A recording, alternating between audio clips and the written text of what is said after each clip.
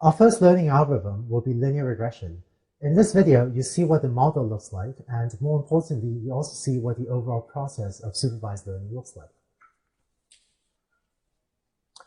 Let's use our motivating example of predicting housing prices. We're going to use a data set of housing prices from the city of Portland, Oregon, and here I'm going to plot my data set of a number of houses that were of different sizes that were sold for a range of different prices.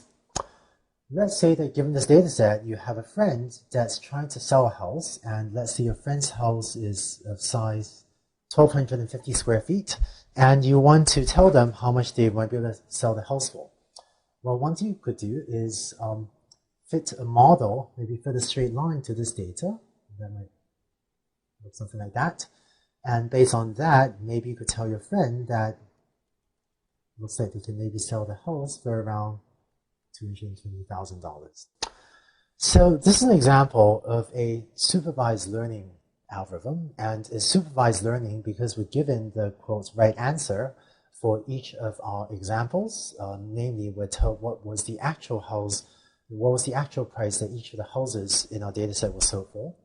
And moreover, this is an example of a regression problem where the term regression refers to the fact that we're predicting a real value output, namely the price. And just to remind you, the other most common type of supervised learning problem is called a classification problem, where we predict discrete values outputs, such as if we are looking at cancer tumors and trying to decide if a tumor is malignant or benign. So there's a 0-1 value discrete output.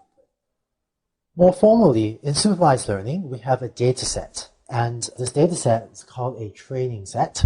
So for a housing price example, we have a training set of different housing prices, and our job is to learn from this data how to predict the prices of the houses. Let's define some notation that we're using throughout this course. I'm going to define quite a lot of symbols. It's okay if you don't remember all the symbols right now, but as the course progresses, it'll be useful to have a convenient notation.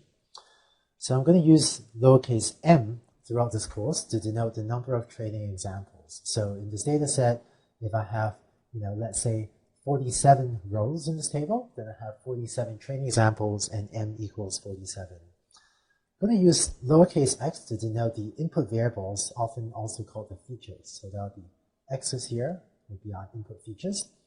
And I'm going to use y to denote my output variables, or the target variable which I'm trying to predict. And so that's this second column here. A little bit more notation. I'm going to use x comma y to denote a single training example. So a single row in this table corresponds to a single training example. And to refer to a specific training example, I'm going to use this notation xi comma yi, and going to use this to refer to the ith training example. Right? So this superscript I over here, this is not exponentiation, right? This xiyi, the superscript I in parentheses, that's just an index into my training set, and it refers to the ith row in this table. Okay, so this is not x to the power of I, y to the power of I.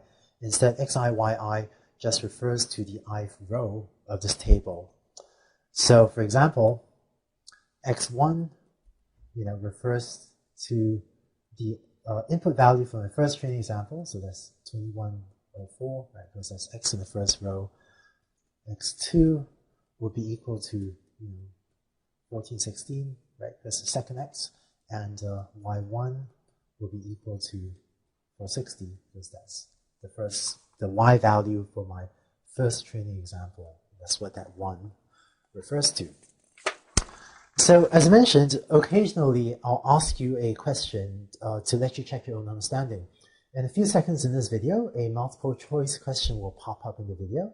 When it does, please use your mouse to select what you think is the right answer. We've defined what a training set is, and so here's how a supervised learning algorithm works. We started with a training set, like our training set of housing prices, and we feed that to our learning algorithm. It's the job of a learning algorithm to then output a function which by convention is usually denoted lowercase h, and h stands for hypothesis.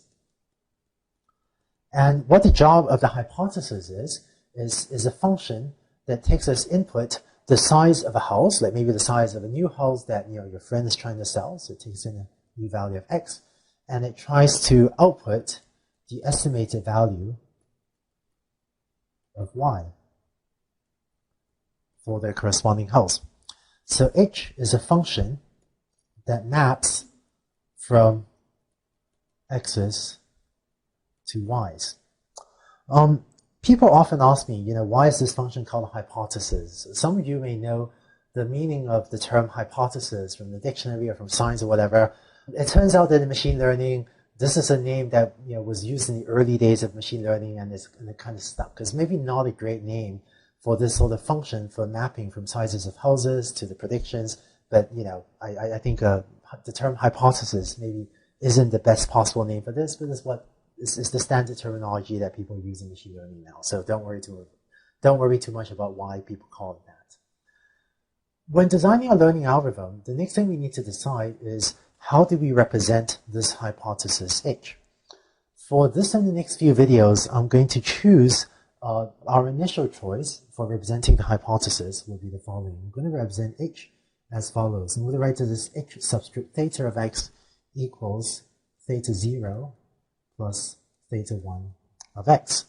And as a shorthand, sometimes instead of writing h subscript theta of x, sometimes as a shorthand I'll just write this as h of x, but more often I'll write it as a subscript theta over there.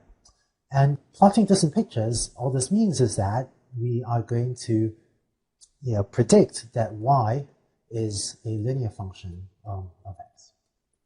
Right? So that's our data set. And what this function is doing is it's predicting that y is some straight line function of x. That's h of x equals theta 0 plus theta 1 x. Okay? And why a linear function? Well, sometimes we'll want to fit more complicated, perhaps nonlinear functions as well. But since this linear case is the simpler building block, we'll start with this example first of fitting linear functions, and we'll build on this to eventually have more complex models and more complex learning algorithms. Let me also give this particular model a name. This model is called linear regression, or this particular example is actually linear regression with one variable, with the variable being x. Right? So predicting housing prices is a function of the one variable x. And another name for this model is univariate linear regression. And univariate is just a fancy way of saying one variable. So that's linear regression. In the next video, we'll start to talk about just how to go about implementing this model.